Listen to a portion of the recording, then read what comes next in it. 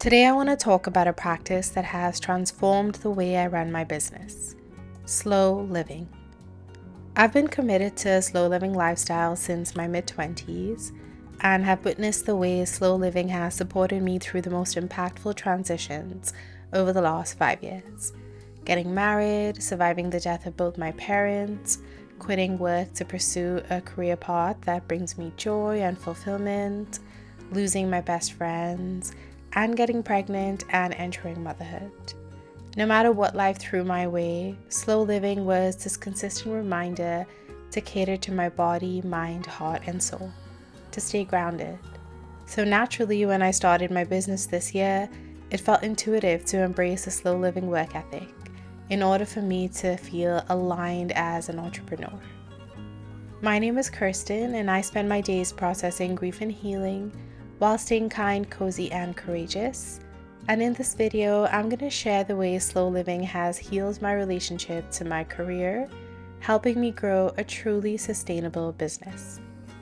This video is going to be divided into 3 sections: an introduction into slow living, why my business embraces it, and how it has helped me grow a sustainable business. What is slow living? I made a video exploring slow living and the ways you can incorporate it into your days. So if you're interested in learning more about slow living, you should definitely check that out. But for now, I'll share that slow living is living life at a pace that feels right for you, rather than the pace that society has set for you. It's an intentional way of living life, inviting you to move through your day with awareness and presence. It's not about doing nothing, but actually about doing everything more deliberately. And most importantly, when life feels most overwhelming, slow living gives you permission to breathe. Why my business embraces slow living. After quitting work to start my business, it was important for me to feel aligned as an entrepreneur. I was seeking a joyful and fulfilling career, and embracing slow living in my business felt like a way for me to make intentional business decisions that centered my well-being, to listen to my body, mind, heart, and soul, and treat them as guides to help me create a business that aligns with who I am as a person and what I'm meant to do in this world. So how exactly do I run a business that embraces slow living and grows sustainably? Slow living often starts with making space to check in with our body, mind, heart, and soul, and then incorporating daily rituals and practices that shower us with care. How do I take care of my body when running my business? I love getting dressed before starting work to let my body know that we are entering work mode. Sometimes I even add some accessories that make me feel put together.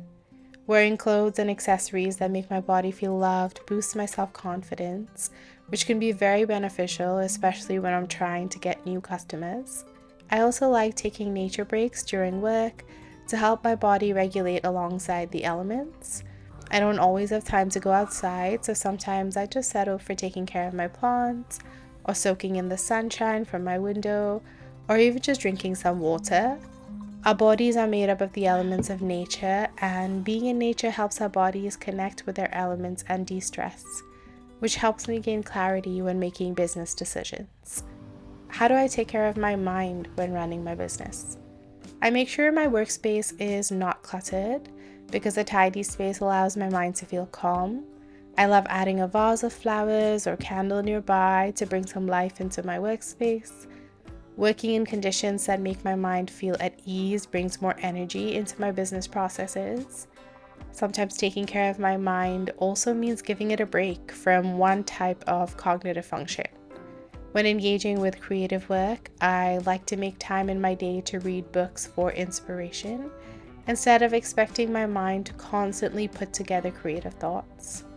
And when I feel mentally overwhelmed or drained by how much I have to get done in a day, I prioritize my most pressing tasks in my planner and focus on finishing those first. Running a business can often feel demotivating, especially if I'm not meeting certain financial goals, and I can get lost in the past or the future of my business, wondering if I made the right decisions and worrying that I'm not going to be able to pay my living expenses. In those moments, I choose to journal my thoughts, which anchors me in the now. Journaling helps me differentiate between what I can control and what I can't. And then I choose to focus on what I can control and start making small yet meaningful choices to help grow my business. I like to practice single tasking when running my business. I do one thing at a time and I do it fully. This helps me focus on being detail-oriented and creating products and services that are well thought out. How do I take care of my heart when running my business? What we eat directly impacts our ability to regulate our emotions, and it's important for me to feel emotionally regulated, especially because running my business involves working with so many different people. So I make sure I'm eating well on my work days. Even if I'm preparing food for my tiffin service the whole day and don't have time or appetite for a full meal, I'll still have nutrient-dense snacks throughout the day. If I'm being honest, I still struggle from losing so many people the last few years, and sometimes my grief feels all-consuming. On those days, I make the decision to honor my grief, and I take the day off. If I don't have a hard deadline, I don't see the need to force myself to finish my work tasks. I think it's more important to acknowledge my heart's desires and rest. Rest is not a betrayal to productivity. Rest is essential to productivity. If your heart has not rested, it cannot function. When serving communities or partnering with organizations, it's very important to my heart that I work with people living on the margins, people who are often overlooked, people who desperately need and deserve to be centered. Slow living gives me the opportunity to be thoughtful about who I work with, to ensure that they will bring my business's vision to life. And if not, then maybe that isn't someone I need to be working with. Sure, I might be losing out on money, but I'm not interested in growing my business at the expense of my integrity. That's far too high a cost. And after running my business for 9 months now, I can confidently say that I still stand by those decisions. How do I take care of my soul when running my business? At the end of every workday, I take a moment to reflect on what brought me joy. Making space to receive the joy that my work brings me every single day creates a feeling of abundance. I truly feel so grateful that I get to spend my days doing work that means so much to me. And this consistent feeling of gratitude just lifts my spirit and motivates me to keep growing my business. Running your own business requires a lot of failure in order to grow, and that failure can often feel like the loudest chapter in your business story. Because growth and success take time. They're found in the smallest, quietest moments along your journey.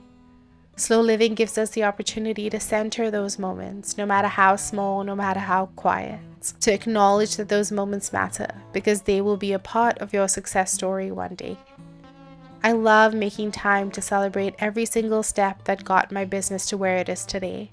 Every subscriber to my YouTube channel, every follower on my Instagram and TikTok, every order for my tiffin service, or my meal plan service, or my mother care kit, and every community workshop I ran, every new customer I gained, and every business or organization I connected with.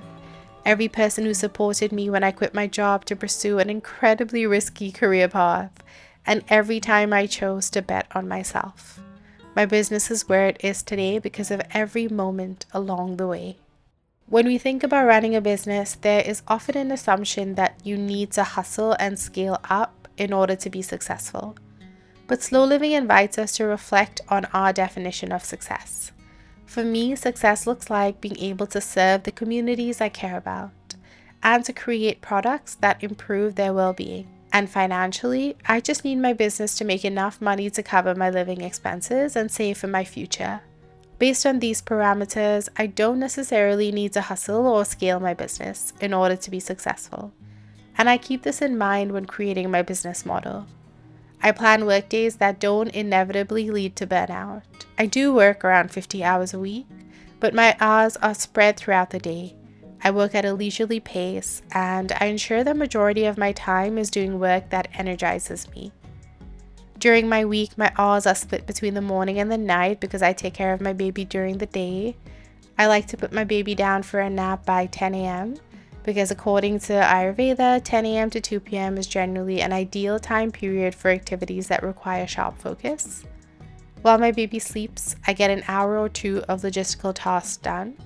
And during my night work hours, I like to focus on mundane tasks that don't require a lot of mental and emotional labor because I get quite exhausted after taking care of my baby the whole day. On the weekends, I have larger chunks of work hours because my partner takes care of our baby. So I take this time to get most of my work tasks done, preferably outside the house. I love working on my laptop in cafes or selling my products at farmers markets. When planning my work days, I make sure to set aside hours for creative brainstorming as well as buffer time in case I'm having a rough day and work is taking longer than usual. I'm also very particular about making work enjoyable, even if I'm doing a task that wouldn't necessarily be considered enjoyable, like cleaning the kitchen after making meals for my tiffin service. I love jamming to some bops while sweeping.